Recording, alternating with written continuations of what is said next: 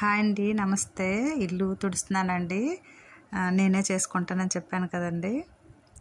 Okay అండి. ఒక మంచి మాట అండి. మన మనసు మంచి చెడు రెండు రకాలుగా చెప్తుందండి. మొదట చెప్పేది మాత్రం మంచేనండి. ఆ మంచినే మనం చేయాలి.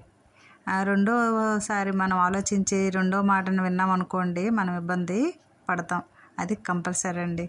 నిజమే కదండి. అది మీరు కూడా ఒకసారి ఆలోచించండి, మీకే అర్థమవుతుంది. ఇంకో మంచి మాట అండి, మనం ధైర్యంగా నిజాయితీగా ఉండాలి, మన జీవితం సాగాలి అంటే మాత్రం మనము ఎవరి మీద ఆధారపడకూడదు, భయపడకూడదండి.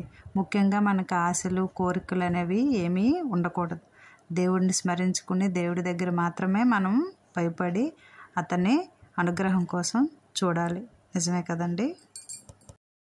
ఒకటి చెప్పనా అండి, ఎవరికైనా మనం వాళ్ళు తప్పులు చేశారు, పొరపాట్లు చేశారు అని నిందలు వేస్తాం. కానీ మనం ఏం చేసామన్నది మనం ఎవరికి చెప్పం. మనం ఏంటి, ఎలా ఉన్నాము అనేది చెప్పే ధైర్యం మనకు ఉండాలి. చెప్పలేనప్పుడు ఎదుటి వారికి వేలు ఎత్తి చూపించే అర్హత మనకి లేదని మనం తెలుసుకోవాలండి. నీ మనసుని నువ్వు అడుగు, నువ్వు సరిగా ఉన్నావా లేదా, అంతేగాని వేరే వాళ్ళకి అనే అర్హత నీకు లేదు కదండి.